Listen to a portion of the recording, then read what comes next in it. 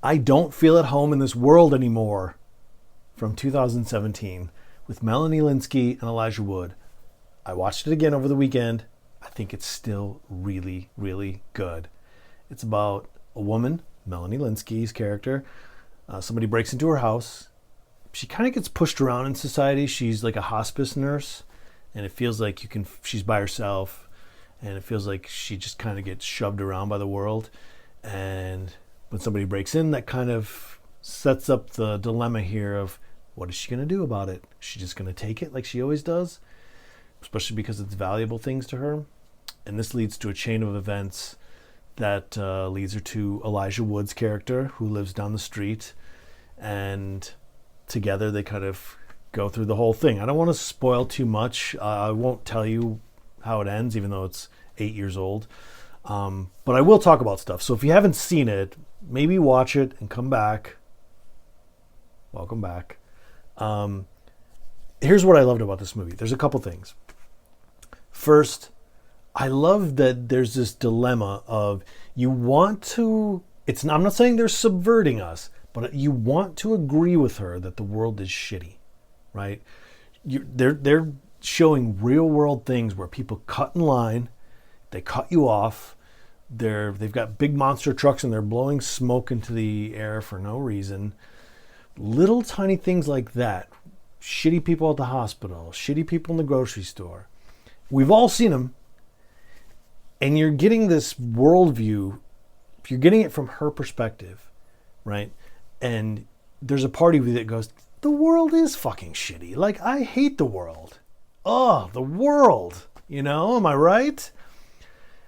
But there's an interesting moment between her and one of her good friends that after she gets robbed, her house gets broken into, she goes over to her house, they smoke a joint, which just looks so cool in movies. Can we just admit that? Smoking a joint in a movie just looks so cool. And it sounds like fun. So they're there talking, and she's explaining the world is a shitty place because of these things and that thing. And her friend is like, no, everyone's not shitty. Right? And I wanted to side with Melanie Lynskey's character. I could feel my body moving in that direction, which I think is a really interesting dilemma or conflict, because you're already getting the sense of what's this movie about? Is it about the pull between how you see the world on a daily basis? How many quotes are there about if everyone's an asshole, you're an asshole. You're the asshole. Do you know what I mean? So you're getting that pull of between which path am I going to go down? And then the friend is making good points. Clearly not everyone is an asshole. She's sitting here smoking a joint with her friend, even though her husband doesn't like her. Whatever.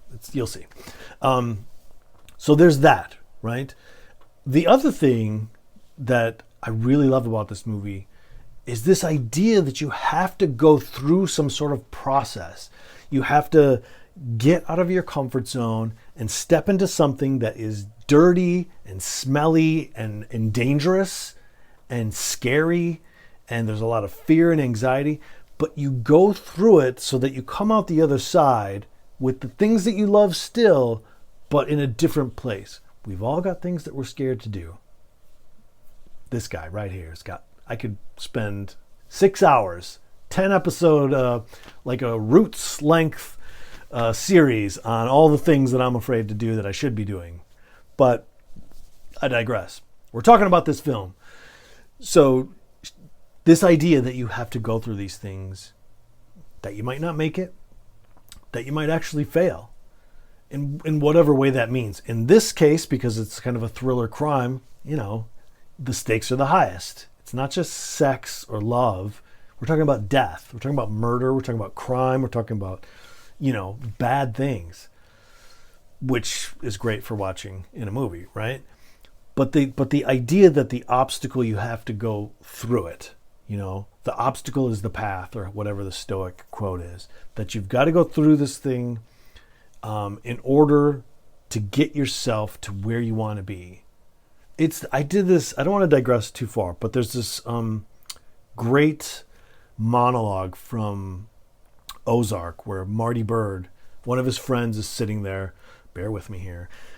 He says to him, look, I know this happened. You didn't want it to happen, but everything happens for a reason. That's what my dad always told me. And Marty Board's like, everything happens for a reason?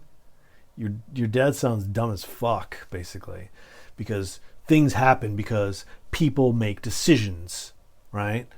They commit acts, and that makes things happen. It isn't some woo thing from the universe that floats down and all of a sudden change happens. No, you make decisions. It creates a snowball effect for the world around them, and the cycle continues. Snowball keeps rolling, and that causes other people to make decisions, and it's a big circle, right? You sometimes things happen, people make decisions, and shit happens, and you have to act accordingly, as the monologue says, or you can crawl in a hole and die. And you get the feeling that she has done that throughout her life, kind of up until the point of this movie, right? I mean, it wouldn't be fun to have the movie occur at an earlier point where nothing happens and she doesn't change anything, right? We're seeing it at the point where the change is going to occur, of course. But you can see it in the first 15 minutes of like, oh, she's taking it. She's taking it. She's letting other people dictate her day, so to speak. Even though you want to agree with her that the world is terrible, you still see the other side of it but you're going to have to go through that stuff. You're going to have to start taking the initiative. Don't let people cut in front of you. You don't have to be rude about it or disrespectful, but don't let people cut in front of you. Don't let people push you around. Say the thing that you want to say. You can say it in a way that's going to, resonate. Doesn't mean you have to be a dickhead about it, but just say what you need to say. Get it off your chest. We have a short life, right? And you got to be able to do that, I think. And that's what the movie does really well, is capture that process of someone figuring out, I'm not here for people to throw me around. I'm here to do what I want to do. Maybe not all the time. You got to make compromises, right? I'm not a therapist. I'm just saying that there are many times where you got to make the decision, because then that has a ripple effect for how the rest of your life goes, or your life for the next year or 5 years or whatever it is. So we see this beautiful change where you don't know what's going to happen. And I think Elijah Wood is so great. They're both great in this, but everyone's really good. But Elijah Wood brings so much. I love the chemistry between these two people who are loners. And I get the feel, I want to say that this was filmed in Oregon, in Portland, maybe.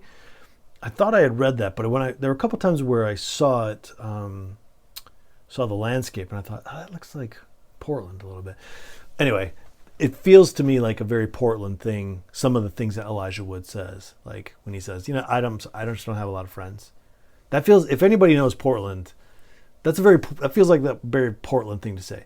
Maybe they're saying it in San Francisco too. I have no idea. I've never lived in San Francisco, but as a part Oregonian, it felt like that kind of vibe. It has that kind of chill vibe, the whole movie. And I think it's great. I think it's worth your watch. 2017, not that old. Still, I mean, obviously things can be 100 years old and still be relevant, but it still feels like you're in the mix, right? The movie's talking to you in a modern sense. So a lot of the stuff is very relevant. I think it's going to stay relevant. I think that was great. Those are the things that I loved about it. What did you think about it? Will you watch it now that you've seen this, or have you seen it suggested to you? That happens to me a lot, where I see things suggested to me for maybe 10 years, 11 years. I did a review of, or talked about The One I Love. That was literally suggested to me for like 11 years, and I just clicked on it the other day, and it was a good movie. I can't watch all the movies, but if you've seen it and you were thinking about it, watch it. Come back. Let me know what you think. Or if you've seen it suggested to you for a long time and you're thinking about, or you don't want to watch it, let me know that too. But for me, I'd say 2 thumbs up. I don't feel at home in this world anymore. 2017. Solid watch.